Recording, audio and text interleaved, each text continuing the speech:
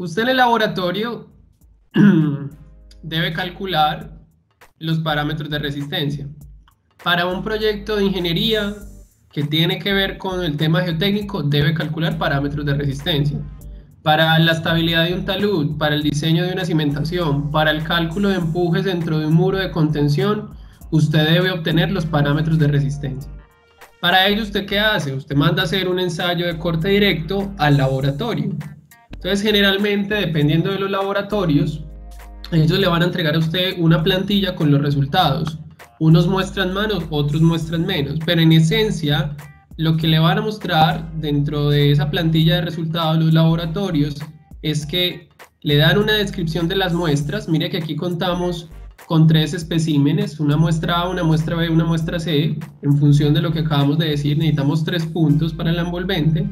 Tenemos unos datos iniciales, tenemos unos datos finales, y como parte de la información importante para poder determinar la envolvente, va a poder ver usted, al menos en este caso, para este laboratorio, que este nos da aquí la información necesaria para poder hacer el cálculo que necesitamos. Entonces encontramos acá el valor del esfuerzo normal, que recuerde que es N sobre A, la fuerza normal dividido el área, y el valor del esfuerzo cortante en la falla, que ellos llaman tau de falla, que no es más que el valor de la fuerza de corte T dividido el área de la muestra.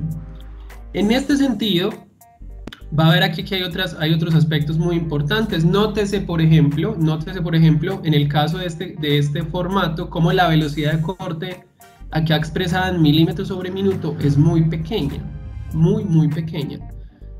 Usted quizás no tenga un marco de referencia, pero ahora que veamos el cálculo del ensayo de compresión inconfinada, va a ver que efectivamente esto es muy pequeño en comparación con la velocidad que se hace en el ensayo de compresión simple o compresión inconfinada. Eso, vuelvo y le digo, ¿qué nos permite concluir a nosotros? Que si la velocidad de corte es muy pequeña, el agua no va a estar cargando durante la etapa de corte. Y si el agua no está cargando durante la etapa de corte, quiere decir que no se van a generar excesos de presión de poros. Y si no se generan excesos de presión de poros, diremos entonces que la condición del ensayo es drenada y que los parámetros de resistencia que nosotros vamos a producir van a ser de tipo drenados o efectivos. No lo vaya a olvidar. Ahora, en este laboratorio, mire que aquí tenemos el plano sigma tau. Aquí tenemos los puntos que hacen referencia a estos puntos de acá, y es a partir de estos puntos que nosotros podemos hacer el planteamiento del envolvente. Si seguimos mirando un poco en torno a estos resultados, vamos a encontrar acá las curvas esfuerzo de formación. Vamos a ver acá otro tipo de curvas que es muy interesante, que es la curva de cambio volumétrico respecto al desplazamiento lateral relativo. Esta curva es bastante diciente del comportamiento del material, al menos en términos de su densidad, si hablamos del caso de arenas, de su consolidación, si hablamos en el caso de arcillas.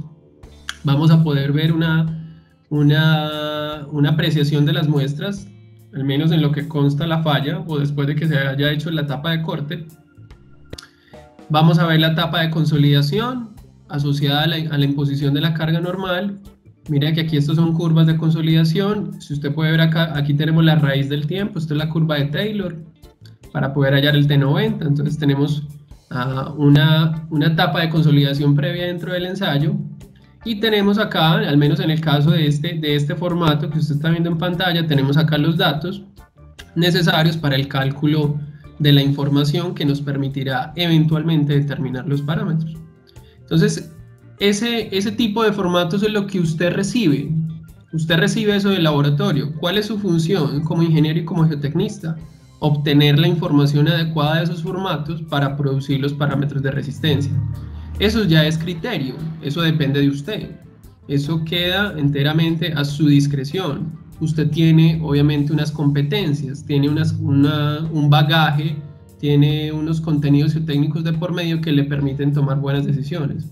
Entonces, en ese orden de ideas, usted tiene que estar muy presto a analizar la información, entender lo que le están diciendo las gráficas, entender lo que le están diciendo las curvas para poder hacer la mejor determinación de parámetros. Eso es lo que nos interesa. Muy bien, entonces mire que aquí yo le muestro un poco el resultado de lo que es la información que usted recibe que usted recibe del laboratorio. Entonces va a ver que acá tenemos datos de la muestra, espécimen A, espécimen B, espécimen C, tanto para la condición inicial como para la condición final.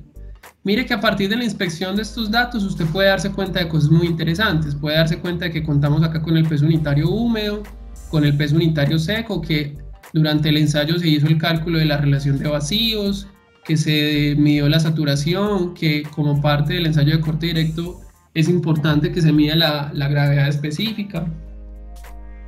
Y que asimismo para el estado final pues contamos acá nuevamente con la misma información y contamos acá con ¿qué? Con la información necesaria para determinar los parámetros de resistencia, que es esta misma información que acabamos de analizar nosotros. Es la misma información que acabamos de analizar nosotros. Entonces, como nuestra intención pasa por trabajar con esto, entonces vengámonos acá hacia la celda J2 y coloquemos una serie de información para poder determinar los parámetros. Entonces, esa primera información, párense todos en la celda J2. Aquí en la celda J2 vamos a escribir S en kilopascales. Esta va a hacer referencia al esfuerzo máximo. Aquí en la siguiente celda le vamos a dar igual y nos vamos a ir a los datos de corte directo. Vamos a colocar acá el tau máximo en kilopascales. Mire que ahí no lo pasó sin el formato. Entonces sencillamente lo que podemos hacer es evitar esto, escribir más bien acá T máximo en kPas. Y por último, en la celda L3 vamos a escribir acá T residual y lo vamos a colocar en kPas. Y nuevamente le damos un poquito de formato a esto. Entonces seleccionamos la celda J2 donde tenemos el AS, seleccionamos solamente el AS, buscamos la opción en la fuente symbol para que no lo vuelva sigma. Para el caso del tau máximo, pues entonces seleccionamos la T, nos vamos a la fuente symbol para que no la vuelva un tau, seleccionamos el máximo,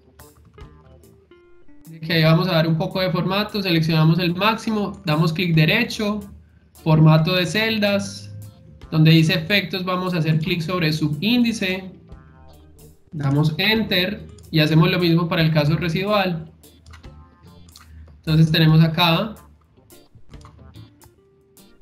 symbol y para el caso residual hacemos un subíndice. Nótese que acá yo tengo esta opción de subíndice que yo agregué dentro de el menú de botones en la parte superior. Sencillamente yo hundo ese botón y ahí ya convertí mi residual en un subíndice de manera más sencilla.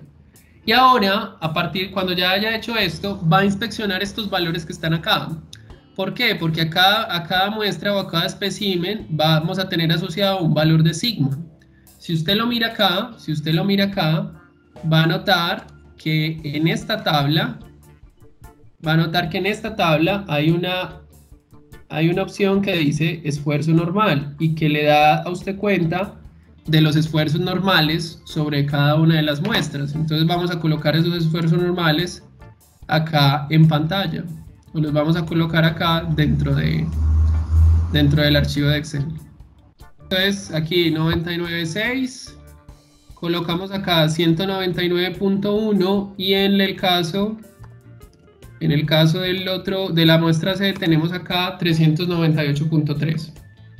Ahora, donde dice tau máximo, vamos a traernos los tau máximos de los datos del corte directo. Entonces damos igual, nos vamos para los datos de corte, leemos el primer tau máximo que es 63.2, hacemos lo mismo para los otros datos, 114.85 para la muestra B y hacemos lo propio para la muestra C, donde tendríamos 194.54.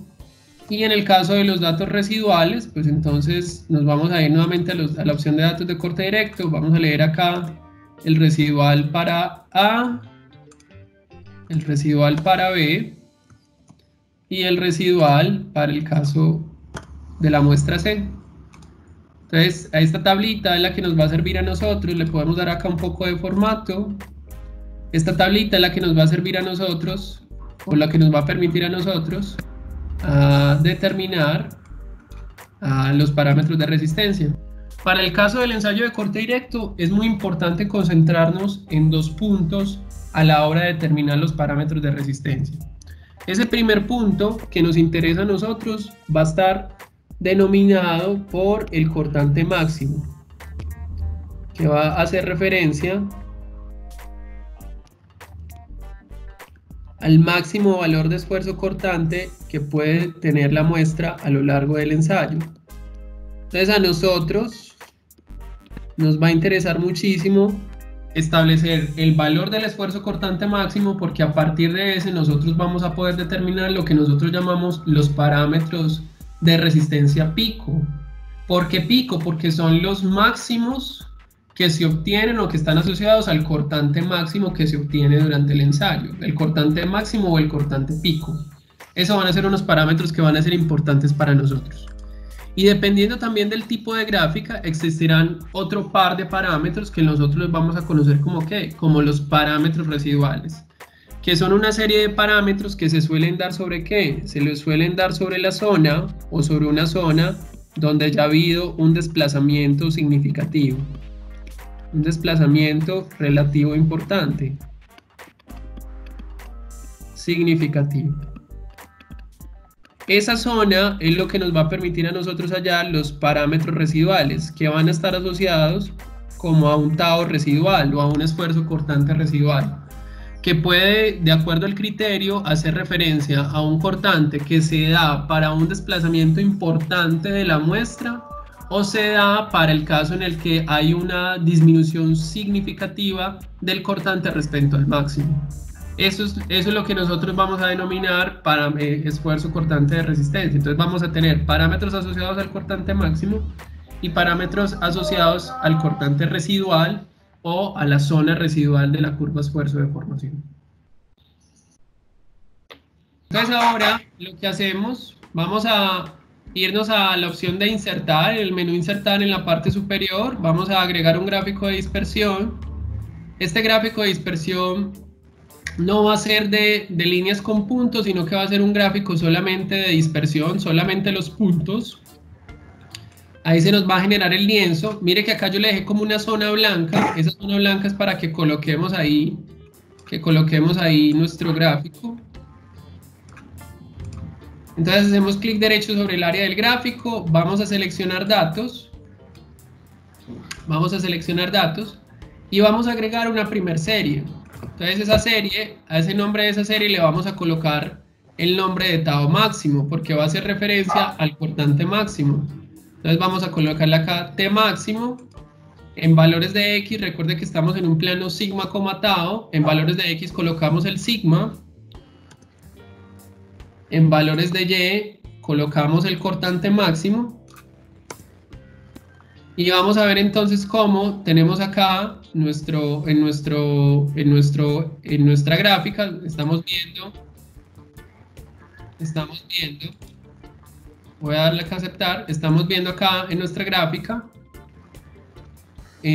los puntos que hacen referencia al cortante máximo y al esfuerzo normal asociado a dicho cortante. Entonces nuevamente chicos, podemos darle un poco de formato a esto. Yo lo voy a hacer rápidamente.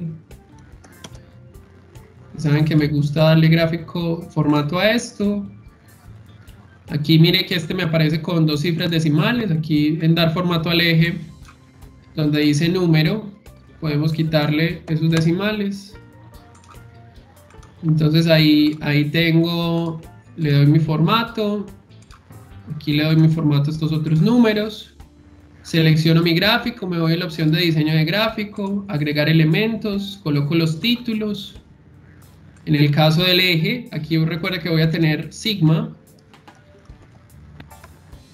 coloco en kilopascales, y en el caso del título en el eje Y, pues voy a tener una vez más el valor del esfuerzo de corte. Entonces acá voy a darle tau y voy a colocar también la T y voy a colocar acá como parte de mi título de eje YT max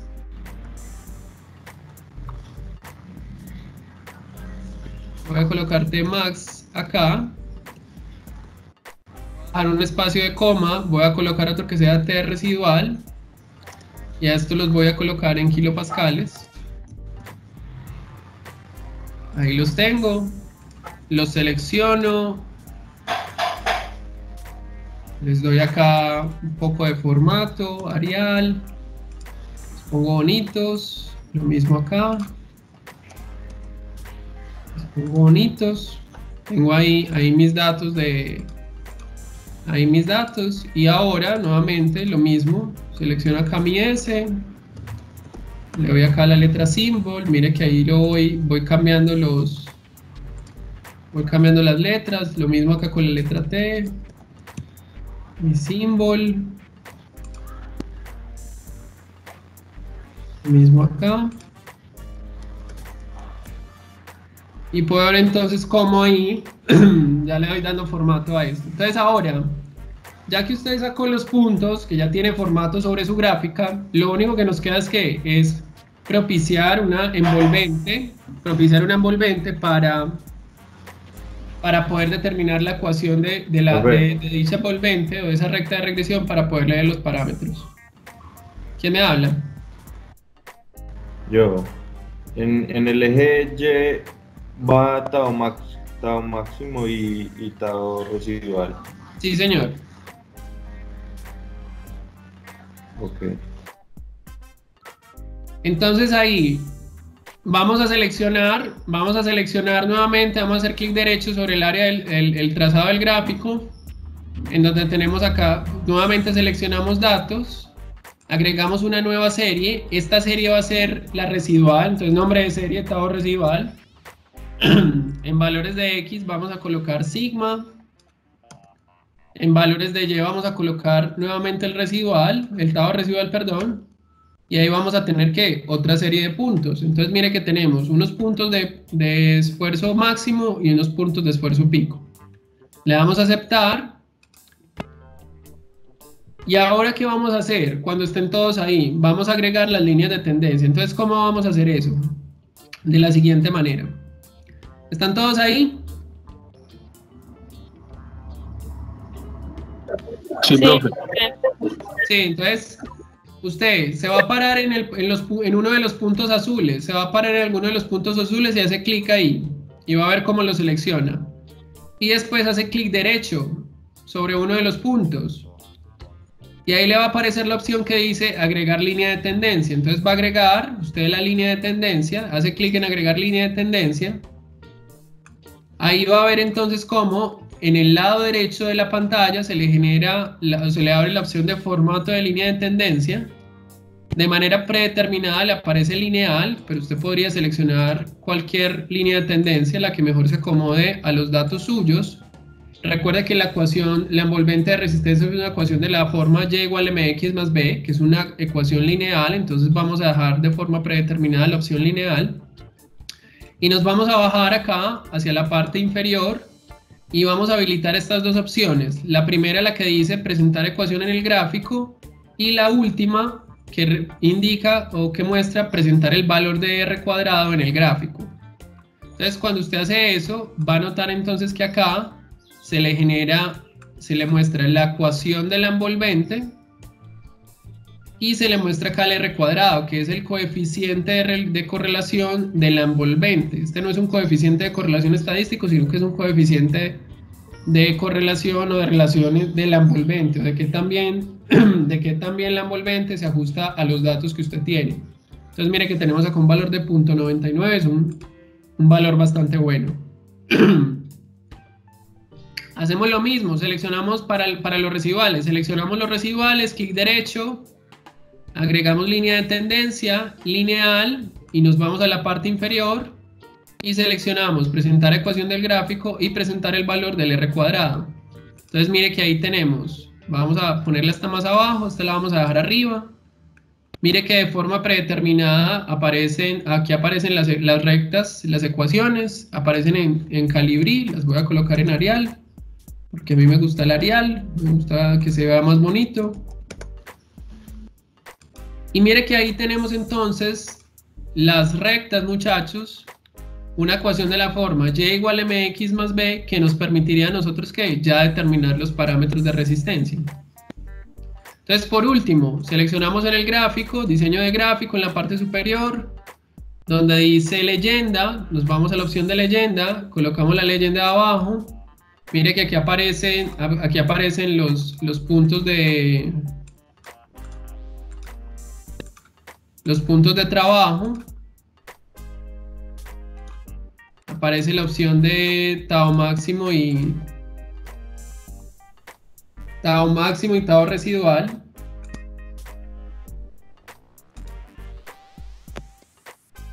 Acá. Aquí aparecen abajo. Y ahora aquí voy a borrar de esta leyenda. Me interesa borrar este Tao residual, esa opción lineal. Voy a borrar acá, de acá, el Tao lineal. Ahí solamente me ha quedado en la leyenda mis puntos máximos y mis puntos residuales. Mírenlo ahí. Muy bien, y ahora, entonces, a partir de esto, muchachos, usted ya puede identificar o leer los parámetros de resistencia. Recuerde que habíamos dicho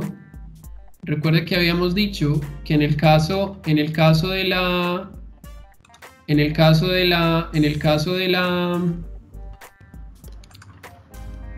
del envolvente, la ecuación es de la forma y igual mx más b.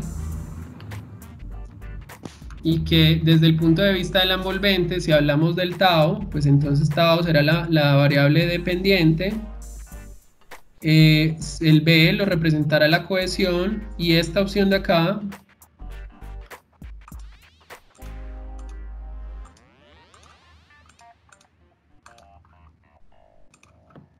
esta opción de acá, el mx más b, estará representado por sigma tangente de phi, donde sigma representa la variable independiente y la tangente de phi, aquí es la cohesión, y la tangente de phi representa para nosotros a la pendiente de la línea. Entonces, mire que a partir de eso, usted ya fácilmente con la precisión de la ecuación podría darse cuenta que para el caso del Tao máximo de los parámetros picos, la cohesión, ¿cuánto valdría, chicos? ¿Cuánto valdría la cohesión máxima? O la cohesión pico. 23.357. Perfecto. ¿Cuánto vale la cohesión residual? 4.4. 4.4. Y si usted quisiera hallar el ángulo de fricción, pues tendría que sacarle la tangente inversa de la pendiente.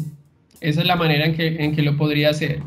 Ahora, a partir de esta inspección, usted lo puede hacer de manera automática. Entonces, quiero que se paren todos, por favor, en la celda N2. Párense, por favor, en la celda N2. Y en la celda N2 va a colocar lo siguiente. Va a colocar el siguiente título, parámetros.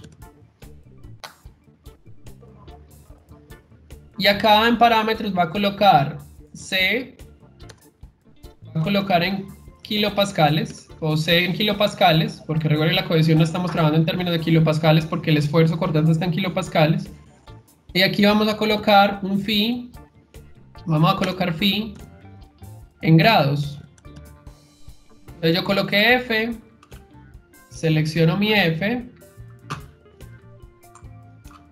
me voy acá a inicio y para la F coloco la letra símbolo y ahí convertí mi F, la volví griega, entonces la coloqué en phi. Entonces aquí en parámetros vamos a colocar en la celda O2, vamos a colocar parámetros pico, o también entre paréntesis lo podemos colocar parámetros máximos.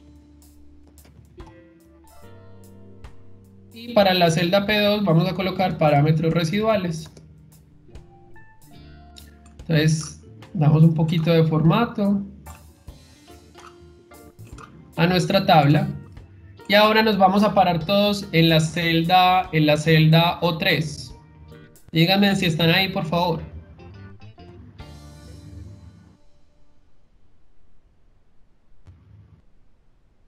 Sí, profe. Sí, profe. ¿Sí? Entonces ahí en esa celda O3 va a ser lo siguiente, igual, y va a empezar a escribir lo siguiente, intersección, y va a ver que ahí le salen una serie de funciones. La primera de ellas, intersección eje, que es una función que tiene el Excel, que le permite que para puntos que están asociados a una dispersión X y Y, determinar la intersección con el eje. Entonces mire que cuando yo hago intersección eje me pide un Y conocido y un X conocido. En el caso del Y conocido voy a seleccionar ¿qué? Voy a seleccionar la opción de tau máximo, porque es lo que está en el eje Y. Le doy coma, y donde me pide X conocido, le voy a dar sigma. Y a esa última opción le voy a dar F4, para que me fije los X. Voy a cerrar ahí, y le doy Enter, y va a ver entonces que ahí tengo yo el valor de la cohesión, que es el mismo que aparece en ¿dónde? En la ecuación de regresión que acabo de sacar para el gráfico que usted está viendo en pantalla. Entonces, como usted fijó el X, cuando lo tira hacia el lado, entonces él ya le coge el valor del tau residual, le fijó el X, y ahí va a haber 4.3918, que es el valor de la cohesión que aparece acá. Si usted quisiera ser más riguroso con esto, pues podría darle acá, antes de la intersección, de la función intersección, darle la opción redondear, y ahí redondear para una serie de decimales. La cohesión la podemos reportar con un solo decimal, entonces tendríamos 23.4 de cohesión, me corro hacia el lado, y tendríamos como tal 4.4 de cohesión para el caso residual.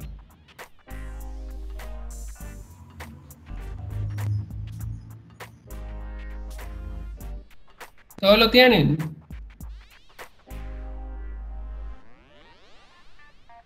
Chicos. Sí, profe. Muy bien, entonces ahora nos vamos a parar acá, en la celda O4. En la celda O4. Entonces ahí vamos a hacer lo siguiente, igual, vamos a colocar el siguiente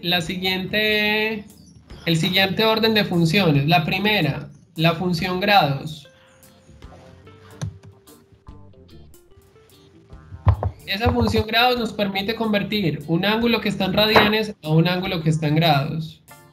Entonces ahí, luego siguiente, vamos a colocar la función a tangente o a tan, que es la tangente inversa. Entonces vamos a sacarle la tangente inversa a un número. ¿Cuál es ese número? La pendiente. Entonces vamos a colocar la función pendiente. Ahí tenemos grados de tangente de pendiente. Y mire que en pendiente nos está pidiendo un Y conocido y un X conocido. Entonces hacemos lo mismo. Y conocido, el tau máximo.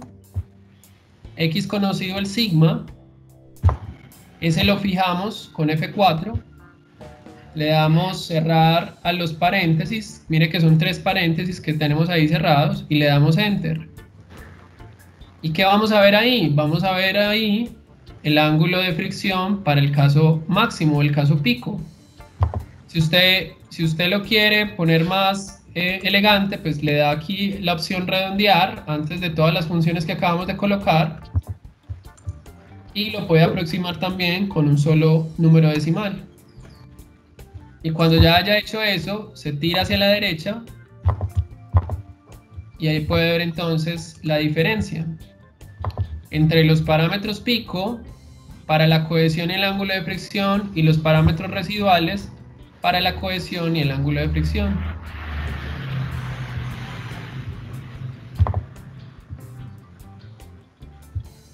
¿Están todos ahí? Sí, profe. ¿Sí? Perfecto. Entonces mire que ahí, muchachos, ya determinamos los parámetros. Y eso es lo que usted tiene que hacer en el corte directo. Hallar los parámetros pico y los parámetros residuales. Que es muy importante mencionar acá. Mire que aquí yo tengo una cajita de texto por acá. Y que se lo coloco acá. El ensayo de corte directo siempre se trabaja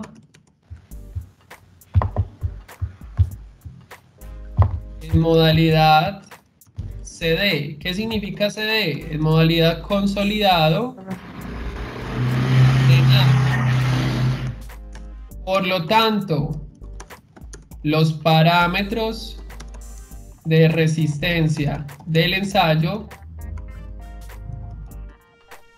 siempre serán efectivos o de tipo drenados. Eso es lo que le va a decir siempre la literatura. Los parámetros asociados al corte directo, picos residuales, siempre son efectivos, porque la modalidad del corte directo es CD. Consolidado, porque tiene una carga de consolidación. Y drenados, ¿por qué? Porque mire acá en la parte inferior, mire que acá aparece algo que nosotros llamamos ¿qué? La velocidad de corte. Mire que la velocidad de corte del ensayo es muy pequeña. 0.05 ¿qué? Milímetros por minuto. Es una velocidad muy pequeña. Es una velocidad que no permite ¿qué? Que no permite que se generen excesos de presión de poros. Por lo tanto, el delta U es igual a 0. Y como no hay carga, el agua no carga.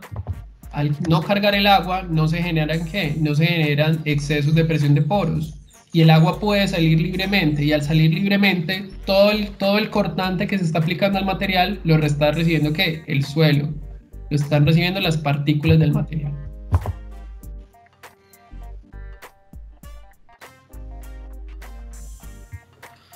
O sea que el agua nunca carga. En el corte directo no. ¿Estamos bien hasta ahí, chicos? Chicos. Sí, profe. Sí, profe.